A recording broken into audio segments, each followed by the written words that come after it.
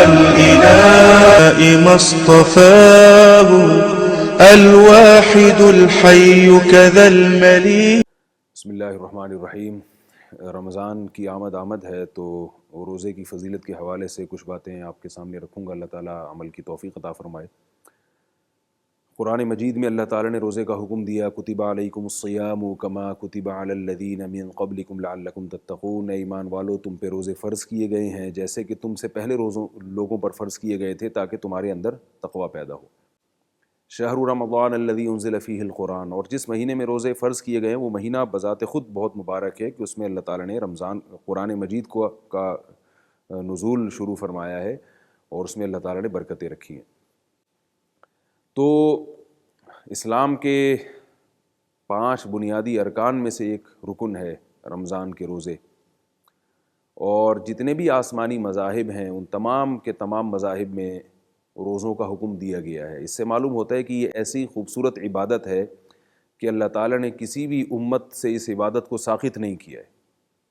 یعنی اللہ کو یہ عبادت بہت محبوب ہے کہ ہر امت کو اللہ نے اس عبادت کا حکم دیا ہے.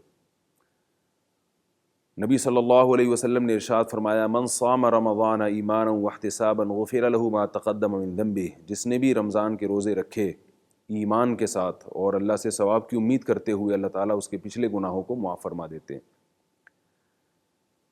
ہم دنیا میں دیکھتے ہیں کہ جب بھی کسی کو کسی سے محبت ہوتی ہے تو یہ دنیا کا اصول ہے کہ وہ محبت قربانی کے بغیر قبول نہیں ہوتی. یعنی اس کا دعویٰ تسلیم نہیں کیا جاتا. آپ کو کسی سے محبت ہے تو آپ اپنی محبت کو ثابت کرنے کے لیے کچھ کرتے ہیں جس سے پتہ چلتا ہے کہ بھئی مجھے واقعی آپ سے محبت ہے. آپ اگر کہیں مجھے والدین سے محبت ہے تو آپ والدین کی خدمت کرتے ہیں، ان پہ پیسہ خرچ کرتے ہیں. تو مختلف انواع کی قربانیاں دینی پڑتی ہیں. پھر ہم یہ ثابت کرتے ہیں. میاں بیوی کو اگر آپس میں محبت ہے تو ایک دوسرے سے پوچھتے ہیں: بھئی تمہیں محبت ہے تو تم نے میرے لیے کیا کیا؟ بعض دفعہ دیکھا ہوگا آپ نے کہ بیوی شوہر میں لڑائی ہو رہی ہے، وہ شوہر کہہ رہا ہے بھئی مجھے تم سے محبت ہے، تو بیوی کیا مطالبہ کرتی ہے: پھر آپ نے میرے لیے کیا کیا ہے؟ بعض دفعہ شوہر یہ تانا بیوی کو دیتا ہے: تمہیں مجھ سے محبت ہے، تم نے میرے لیے کیا کیا ہے؟ اولاد والدین کو تانا دیتی ہے، والدین اولاد کو تانا دیتے ہیں. تو یہ دنیا کا اصول ہے، پوری دنیا میں مسلم ہے کہ جس کو بھی کسی سے محبت ہوگی تو وہ محبت کا دعویٰ صرف دعویٰ برائے دعویٰ، زبانی دعویٰ قبول نہیں ہوتا، اس میں دلیل دینی پڑتی ہے. تو اللہ تعالیٰ بھی اپنے بندوں سے محبت کرتے ہیں تو اللہ اپنے بندوں کو نوازتے ہیں، رزق دیتے ہیں اور بہت احسانات کرتے ہیں. وَإِن تَعُدُّوا نِعْمَتَ اللَّهِ لَا تُحْصُوهَا. فرمایا کہ اللہ کی نعمتوں کو لکھنے بیٹھو تو شمار نہیں کر سکتے. تو اللہ نے تو اپنے بندوں سے محبت کے دعوے کی دلیل بھی دی ہے. اس کائنات کو بنایا اور انسان کے لیے مسخر کیا. لیکن بندے جو اللہ سے محبت کریں، ہم نے جب کلمہ پڑھا ہے نا لا الہ الا اللہ، تو اس میں ہم نے اللہ سے اقرار کیا ہے کہ اللہ ہم آپ سے محبت کرتے ہیں، کیونکہ جو معبود ہے، جو خدا ہے، ظاہر ہے وہ اسی لیے ہے کہ اس سے محبت کی جائے، اس کو سب سے برتر مانا جائے. تو اللہ ہم سے ہماری محبت کا امتحان لیتے ہیں اور امتحان لینے کے لیے اللہ نے ہمیں مختلف انواع کی عبادتیں دی ہیں. اور ہر عبادت کی ایک الگ حکمت ہے، اس کی ایک الگ مصلحت ہے، اس کی الگ فضیلت ہے. نماز ایک الگ نوعیت کی عبادت ہے. اس میں آپ جھکتے ہیں، اس میں آپ سر رکھتے ہیں اس زمین پر، آپ کا کبر ختم ہوتا ہے، آپ سبحان ربی الاعلیٰ کی صدائیں لگاتے ہیں کہ پاک ہے میرا رب جو سب سے اعلیٰ اور برتر ہے. یعنی آپ کی ناک اور آپ کا سر زمین پہ ٹکا ہوتا ہے اور آپ اللہ کی کبریائی بیان کر رہے ہوتے ہیں. یہ عبادت کے ایک اسٹائل ہے، ایک انداز ہے. یہ عشق اور محبت کو ظاہر کرنے کا ایک انداز ہے. اسی طرح حج ایک انداز ہے. آپ جاتے ہیں سفر کر کے، اتنا لمبا، کچھ بھی نہیں ہے وہاں، بیابان زمین ہے، کوئی گھاس پھوس نہیں ہے، گرمی ہے شدید، اور آپ ایک ایسے گھر کا طواف کر کے آتے ہیں جو نہ سونے کا بنا ہوا، نہ چاندی کا بنا ہوا، نہ اس میں انٹرٹینمنٹ کا کوئی ذریعہ ہے. بس آپ ایک چھوٹے سے گھر ہے اس کو جا کے گول گول 7 چکر لگاتے ہیں، صفا مروہ کی سعی کرتے ہیں، جانور کو ذبح کرتے ہیں. کیوں؟ اس لیے کہ آپ کو اللہ سے محبت ہے. اللہ نے کہا تو آپ دیوانوں کی طرح جاتے ہیں اور دیوانوں کی طرح اس کے گھر کا طواف کرتے ہیں. تو یہ ایک نوعیت کی عبادت ہے. اسی طرح بھوکا پیاسا رہنا، محبوب کی خاطر کھانا اور پینا چھوڑ دینا، یہ بھی ایک نوعیت کی عبادت ہے، یہ بھی ایک نوعیت کی قربانی ہے اور اس کا اپنا مزہ ہوتا ہے. آپ نے دیکھا ہوگا بچہ اپنے مطالبات منوانے کے لیے کھانا پینا چھوڑ دیتا ہے.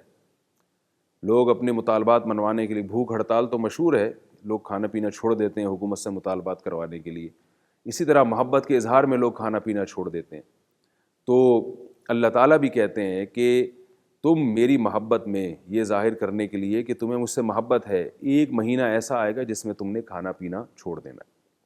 کیونکہ انسان کو جو چیز دنیا میں سب سے زیادہ محبوب ہے وہ خوراک ہے. ہر چیز پہ انسان کمپرومائز کر سکتا ہے لیکن خوراک کے معاملے میں انسان بہت حساس ہے. انسان کیا دنیا کی کوئی بھی مخلوق سب کچھ چھوڑ سکتی ہے, کھانا پینا نہیں چھوڑ سکتی. تو یہ ایک ایسی خواہش ہے جو ہماری باڈی کا حصہ ہے. تو اللہ تعالیٰ رمضان کے مہینے میں ہم سے ہماری اس خواہش کو یعنی مطالبہ کرتے ہیں کہ تم اپنی اس خواہش کو میری خاطر قربان کر دو. 1 دن نہیں, 2 دن نہیں, 29 یا 30 دن لگاتار. یہ بہت بڑی قربانی ہے. پھر اللہ تعالیٰ کی طرف سے اپنے بندوں کا سے یہ بھی مطالبہ ہوتا ہے کہ آپ جب کھانا پینا چھوڑیں گے تو ظاہر ہے پورا مہینہ تو نہیں چھوڑ سکتے, اس میں تو مر جائے انسان. تو ایک رمضان کی راتوں میں ہمیں کھانے پینے کی اجازت دی. تو روزے چند گھنٹوں کا ہمیں حکم دیا کہ ان گھنٹوں میں آپ نے روزہ رکھنا ہے. لیکن اس میں جو کھانے کی ہمیں اجازت دی, جن ٹائموں میں کھانا کھانا ہے, جن وقتوں میں کھانا کھانا ہے, وہ وقت ایسے ہیں جو عام طور پر کھانا کھانے کے نہیں ہوتے. میں اکثر مثال دیتا ہوں نا کہ اگر اللہ تعالیٰ ہمیں کہتے ہیں صبح 8 بجے سے لے کے شام 8 بجے تک روزہ رکھو, تو 8 بجے سے شام 8 تک کا روزہ ہمارے لیے آسان ہوتا, کیونکہ 8 بجے ہم ناشتہ کر لیتے, دوپہر کے کھانے کا ناغہ ہوتا اور رات کا ڈنر ہو جاتا, تو ایک لنچ کا ناغہ ہوتا. لیکن اللہ نے کیا کہا, صبح جب کھانا کھاؤ گے تو سحری کا وقت, یعنی صبح صادق سے پہلے. صبح صادق سے پہلے دنیا میں کوئی قوم ایسی نہیں ہے جو اس ٹائم پہ کھانا کھاتی ہو, لیکن ہمیں حکم دیا کہ اگر تم نے کھانا کھانا ہے تو سحری کرنی پڑے گی تمہیں. اور وہ سحری کا ٹائم ایسا ہے کہ دنیا میں کوئی قوم اس وقت کھانا نہیں کھاتی. آپ اگر کسی کو دعوت دیں, اگر آپ اسے دعوت دے کے یہ کہیں, وہ پوچھے بھائی ٹائم کیا ہے آپ کی دعوت, یعنی تقریب کب شروع ہوگی, آپ کہیں بھائی صبح 4 بجے, تو کہے گا پاگل ہو گئی, کیسی باتیں کر رہے ہو, صبح 4 بجے کون کھاتا ہے. اس وقت انسان کی طبیعت کھانے کی طرف مائل نہیں ہوتی, اس وقت اٹھنا بہت مشکل ہوتا ہے. لیکن مسلمان اٹھتے ہیں صبح 4 بجے 5 بجے. دن شروع ہونے سے پہلے پہلے مسلمانوں کے گھروں میں ایک رونق شروع ہو جاتی ہے, کھانے پینا شروع کر دیتے ہیں. یہ صرف اور صرف اس لیے کہ یہ اللہ کا حکم ہے, ورنہ اس کی کوئی لاجک نہیں بنتی. آپ اگر کسی غیر مسلم کے پڑوسی ہیں تو وہ آپ سے یقیناً آگے پوچھے گا, بھئی صبح 3:30 4 بجے تمہارے گھر سے برتنوں کی کھنکھنانے کی آوازیں آنا شروع ہو جاتی ہیں, تم لوگ کیا پاگل ہو کہ سوتے نہیں ہو اس وقت؟ یہ کون سا ٹائم ہے کھانے کا, پورا گھر اٹھا ہوا ہے, اور خواتین جو ہیں وہ 3 بجے سے اٹھ کے کھانا پکانا شروع کر دیں اور اس کی ترکیب شروع کر دیں. تو ہم یہی کہیں گے کہ بھائی ہمیں بھی پتہ ہے کہ کھانے کا ٹائم نہیں, لیکن ہمارے رب نے ہمیں حکم دیا ہے کہ ہم اسی وقت کھائیں, کیونکہ اگر اس وقت نہیں کھائے تو سارا دن ہمارے لیے روزہ برداشت کرنا بہت مشکل ہو جائے گا. پھر جب روزہ افطار ہونے کا وقت آتا ہے تو کتنا انسان کی رغبت ہوتی ہے, کئی گھنٹوں کا بھوکا پیاسا, تو وہ ایسا وقت رکھا ہے کہ وہ نماز کا وقت ہے, یعنی آپ زیادہ کھا نہیں سکتے, آپ کو درمیان میں چھوڑ کے نماز کے لیے جانا پڑتا ہے. تو یہ پھر تراویح رکھ دی اللہ تعالیٰ نے رمضان میں, اور زیادہ مشکل کر دیا. تو 1 مہینہ اللہ تعالیٰ اپنے بندوں کا امتحان لیتے ہیں کہ تم مجھ سے کتنی محبت کرتے ہو, اور جو اس امتحان میں کامیاب ہوتے ہیں ان کو اللہ تعالیٰ نے ایک پروانہ دیا ہے دنیا میں. وہ کیا ہے کہ کتب علیکم الصیام کما کتب علی الذین من قبلکم لعلکم تتقون, تم میں تقویٰ پیدا ہو جائے گا. بتایا کہ اگر تم 1 مہینہ اپنے نفس پہ کنٹرول کر کے رمضان کے روزے رکھو اور رات کی عبادت کر لو تو تمہارے اندر تقویٰ عربی میں کہتے ہیں بچنے کو, یعنی گناہوں سے بچنے کی صلاحیت پیدا ہو جائے گی. اس لیے کہ کھانا پینا جو محبوب ترین چیز تھی, جب تم نے وہ چھوڑ دی تو جو اس سے کم درجے کی چیزیں ہیں وہ چھوڑنا تمہارے لیے آسان ہو جائے گا. بد نظری اس سے کم درجے کی چیز ہے, وہ چھوڑنا تمہارے لیے آسان. سود اس سے کم درجے کی چیز ہے, وہ چھوڑنا تمہارے لیے آسان. دیکھیں سود سے بچنے والے دنیا میں بہت ہیں, نظر کی حفاظت کرنے والے دنیا میں بہت ہیں, ماں باپ کی فرم برداری کرنے والے دنیا میں بہت ہیں, لیکن کھانا چھوڑنے والے دنیا میں بہت کم ہیں, بلکہ کوئی بھی نہیں ہے. کھانا کوئی بھی نہیں چھوڑ سکتا. تو اس لیے اللہ تعالیٰ نے ہمیں کھانے پر حکم دیا کہ اس پہ اپنا کنٹرول کرو. آپ گزر رہے ہیں, آپ شاور لے رہے ہیں, شدید پیاس میں وہ پانی آپ کے اوپر سے گزرتا ہے, مگر آپ ایک قطرہ بھی منہ کے اندر لے کے نہیں جاتے, حلق نہیں اتارتے. آپ کلی کرتے ہیں ٹھنڈے پانی سے, مگر کوئی دیکھنے والا نہیں ہے. آپ جب چاہیں آرام سے اس پانی کو اپنے حلق کے نیچے اتار سکتے ہیں, مگر صرف اللہ کے خوف سے آپ وہ پانی حلق کے نیچے نہیں کرتے, باہر پھینک دیتے ہیں. جب کہ آپ کو پیاس لگ رہی ہے, شام کے وقت آپ دسترخوان پہ بیٹھے ہیں, لیکن آپ بار بار گھڑی کو دیکھ رہے ہیں, آپ کو بھوک بھی لگ رہی ہے, آپ کو پیاس بھی لگ رہی ہے, مگر آپ گھڑی دیکھتے ہیں کہ ابھی افطاری کا ٹائم نہیں ہوا. تو یہ جو آپ نے اپنے نفس کو بریک لگائی ہوئی ہے, یہ بریکیں جب آپ پورا مہینہ یہ مجاہدہ کرتے ہیں تو آپ کی یہ بریک شو جو ہے نا آپ کے مضبوط ہو جاتے ہیں, اور یہ بریکیں پھر آپ کی دوسری جگہ بھی مضبوط ہوتی ہیں. آپ اور گناہوں میں بھی, رشوت لیتے ہوئے بھی آپ 100 دفعہ سوچو گے, آپ سود کھاتے ہوئے بھی 100 دفعہ سوچو گے, آپ کسی پہ ظلم کرتے ہوئے 100 دفعہ سوچیں گے. رہا یہ مسئلہ کہ ہم لوگ سوچتے کیوں نہیں ہیں. ہمارے ہاں تو رمضان پورا گزر جاتا ہے, پھر بھی رشوت خور ہی رہتا ہے. اور سود خور ہی رہتا ہے، والدین کی نافرمانی کرنے والا اسی طرح نافرمانی کرتا ہے. اس کی وجہ یہ ہے کہ ہم رمضان کو رمضان کی طرح یا تو گزارتے نہیں ہیں، یعنی روزے نہیں رکھتے، تراویح کا اہتمام نہیں کرتے، یا جو لوگ رمضان کو رمضان کی طرح گزارتے ہیں وہ رمضان کا مقصد سامنے نہیں رکھتے، یعنی وہ یہ نہیں سوچتے کہ ہم سے یہ مجاہدہ کیوں کروایا جا رہا ہے. دیکھیے رسول اللہ صلی اللہ علیہ وسلم نے فرمایا بہت سے روزے دار ایسے ہیں کہ جن کو روزے میں بھوک کے سوا کچھ بھی حاصل نہیں ہوتا، اور بہت سے شب بیدار ایسے ہیں جن کو رات کو عبادت میں جاگنے کے سوا کچھ بھی حاصل نہیں ہوتا. کیا مطلب؟ روزے کا ثواب تو ملے گا، روزہ نہ رکھنے کا گناہ اس سے بھی آپ بچ جائیں گے، لیکن روزہ رکھ کے بھی وہ برائی نہیں چھوڑتے، وہ غیبت نہیں چھوڑتے، برائیوں سے اجتناب نہیں کرتے. تو کیا مطلب ان کو جس ٹریننگ سینٹر سے گزارا جا رہا ہے اس ٹریننگ کے دوران وہ کام کر رہے ہیں جن سے بچنے کے لیے ان سے روزہ رکھوایا جا رہا ہے، یعنی ان کو ٹریننگ کروائی جا رہی ہے. تو وہ ٹریننگ کے پھر ثمرات اور نتائج کہاں سے ظاہر ہوں گے؟ آپ کو ایک چیز کی ٹریننگ دی جا رہی ہے اس لیے کہ آپ کے اندر ایک خاص قسم کی صلاحیت پیدا ہو جائے، اور آپ باقاعدہ ٹریننگ کرتے ہوئے یہ نیت کر رہے ہو کہ میرے اندر وہ صلاحیت پیدا نہ ہو، ایسے کام کر رہے ہو، ظاہر ہے وہ ٹریننگ تو پھر عبث اور فضول ہو جائے گی آپ کے حق میں. اسی وجہ سے نبی صلی اللہ علیہ وسلم نے فرمایا کہ بہت سے روزے دار ایسے ہیں جن کو روزے میں بھوک اور پیاس کے علاوہ کچھ بھی حاصل نہیں ہوتا. اس سے وہ لوگ مراد ہیں کہ جو روزہ رکھ کے غیبت کرتے ہیں، روزہ رکھ کے رشوت لے رہے ہیں، روزہ رکھ کے سود لیتے ہیں، یعنی روزہ رکھتے ہیں، حلال چیز کو چھوڑ دیا اللہ کی خاطر، کھانا پینا ایک حلال تھا اس کو اللہ کی خاطر چھوڑ دیا، مگر حرام جو پہلے سے حرام ہے، پورا سال حرام ہے، اس کو اللہ کی خاطر نہیں چھوڑ رہے، تو ظاہر ہے یہ بڑی حماقت اور بیوقوفی کی بات ہے. تو ایسے لوگوں کو پھر رمضان کے روزے سے فائدہ نہیں ہوتا.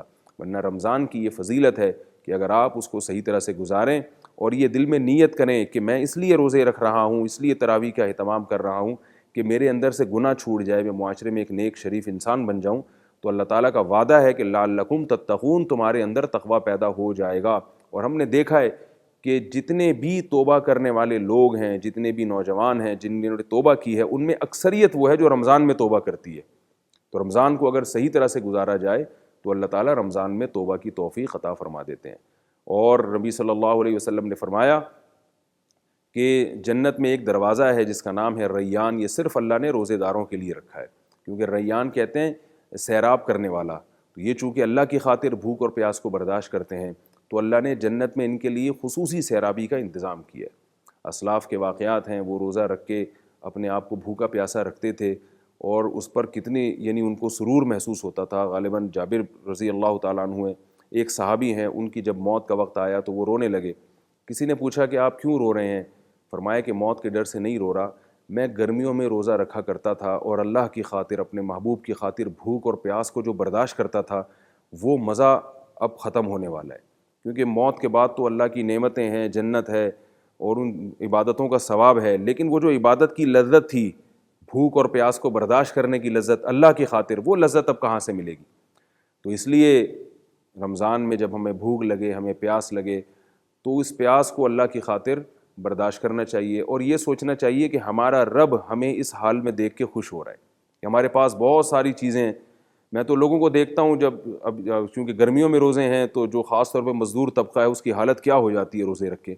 دیکھتے ہیں ہم کہ 3-4 بجے شام کے وقت یا عصر کے بعد کیسی مرجھائی ہوئی حالت ہوتی ہے، کوئی ادھر پڑا ہوا ہے، گھروں کا ماحول دیکھیں، کوئی ادھر پڑا ہوا ہے، کوئی ادھر پڑا ہوا ہے، کوئی دفتر میں بیٹھا ہوا ہے، اس سے صحیح طریقے سے کام ہی نہیں ہو رہا. تو ممکن ہے کہنے والے یہ کہیں کہ یہ وقت کو ضائع کر رہے ہیں، لیکن اللہ تعالیٰ کو یہی ادا پسند آتی ہے کہ بھئی ان کی جو ہے نا انرجی ختم ہو چکی ہے، کام کرنے کے لیے جو ان کو انرجی چاہیے وہ انرجی موجود نہیں ہے، لہذا بیچارے سست پڑے ہوئے ہیں، کوئی ادھر پڑا ہے کوئی ادھر پڑا ہے، لیکن اللہ کا خوف اتنا ہے کہ وہ کچھ کھا نہیں رہے ہیں. تو یہی ادا ہے جو اللہ ہماری دیکھنا چاہتے ہیں کہ تم ذرا میری خاطر یہ بھوک اور پیاس کو برداشت کر لو اور میری خاطر یہ مجاہدہ برداشت کر لو. تو یہ دیوانہ پن ہے. دیوانہ پن اگر ظاہر کرنا ہے، یہ ثابت کرنا ہے کہ میں اللہ کا دیوانہ ہوں، تو پھر یہ مجاہدہ برداشت کرنا پڑے گا. اور بہت سے لوگ ایسے بھی ہیں جو نہیں کرتے برداشت، کھا رہے ہیں پی رہے ہیں، ان کو یہ احساس نہیں ہوتا کہ جس رب نے پورے سال ہمیں کھلایا پلایا، تو اگر وہ رب ہم سے دن کی روشنی میں صرف مطالبہ کر رہا ہے کہ نہ کھاؤ، وہ یہ نہیں کہہ رہا کہ رمضان میں کھاؤ ہی نہیں سرے سے، افطاری سے لے کے سحری تک کا وقت ہے، آپ کھائیں پئیں کوئی مسئلہ نہیں ہے، تو وہ صرف ہم سے دن کی روشنی میں مطالبہ کر رہا ہے کہ نہ کھاؤ، تو اس کا یہ حق بنتا ہے کہ ہم اس کے مطالبے کو پورا کریں. اس قدر بے حیائی کی بات ہے، بے شرمی کی بات ہے کہ اللہ کو ہم رزاق بھی سمجھیں لیکن ایک مہینہ اس کے کہنے پر ہم عمل نہ کریں اور کھانا پینا نہ چھوڑیں. تو اس سے ایسا نہ ہو کہ اللہ تعالی ہم سے رزق کی نعمت چھین لیں، اور اگر دنیا میں نہ چھینا تو اس کا آخرت میں حساب و کتاب ہمیں دینا پڑے گا۔ اللہ تعالی ہم سب کو سمجھنے کی، عمل کی توفیق عطا فرمائے۔ نبی صلی اللہ علیہ وسلم نے فرمایا کہ رمضان کا ایک روزہ بھی کسی نے جان کر چھوڑ دیا بغیر شرعی عذر کے، پورے سال اس کی تلافی نہیں ہو سکتی۔ تو یاد رکھیے یہ اسلام کا رکن ہے، پابندی کے ساتھ اس کو ادا کریں، اور مسلمانوں کے گھروں کی رونق بھی ہے یہ۔ کتنا اچھا لگتا ہے گھر کے سب افراد روزہ رکھیں، صبح سب اٹھیں، کتنی اچھی گیدرنگ ہو جاتی ہے سحری پہ اور افطاری پہ، اور ایک محبت کا ماحول پیدا ہو جاتا ہے۔ اس میں اگر روزہ نہ ہو تو وہ تو پھر رمضان کا تو پھر پتہ بھی نہیں چلتا۔ جن گھروں میں روزے رکھنے کا معمول نہیں ہے ان گھروں میں نحوست ہوتی ہے، بے برکتی ہوتی ہے، ان گھروں میں محبت نہیں نظر آئے گی آپ کو۔ تو اس کو باقاعدہ انجوائے کیا کریں کہ اللہ تعالیٰ نے ہمیں ایک مہینہ دیا ہے، ہم اس کو خوش و خرم کے ساتھ گزاریں گے، خوشی کے ساتھ گزاریں گے، اور سحری اور افطاری میں سب گھر والے جمع ہوں گے، افطاری کے وقت دعا کا اہتمام کیا جائے، تو اس سے انشاءاللہ ہمارے گھروں میں محبت کا ماحول بھی پیدا ہوگا اور برکتیں بھی اللہ کی آئیں گی۔ اور یہ لفظ یاد رکھیں کہ رمضان مسلمان کے گھروں کی زینت ہے، اس سے ہمارے گھروں میں ایک نور پیدا ہوتا ہے، اچھا لگتا ہے، ہمارے گھروں کا ایک حسن نکھر کے آتا ہے، ہماری فیملی سسٹم کی ایک خوبصورتی دنیا کے سامنے آتی ہے۔ اللہ تعالی ہم سب کو سمجھنے کی، عمل کرنے کی توفیق عطا فرمائے۔ میسج ٹی وی کے چینل کو سبسکرائب کیجیے اور امن کے پیغام کو پھیلانے میں ہماری مدد کیجیے۔ ویڈیو کے نیچے سبسکرائب کے بٹن پر کلک کریں اور میسج ٹی وی چینل کے سبسکرائبر بنیں۔ سبسکرائب کرنے کے بعد بیل کے آئیکن پہ کلک کیجیے تاکہ ہر نئی ویڈیو کی نوٹیفیکیشن براہ راست آپ کو مل جائے۔ اس ویڈیو کو تھمز اپ کا بٹن دبا کر لائک کیجیے اور اپنی فیس بک وال اور ٹویٹر پر شیئر کیجیے۔ آپ کا اپنا میسج ٹی وی۔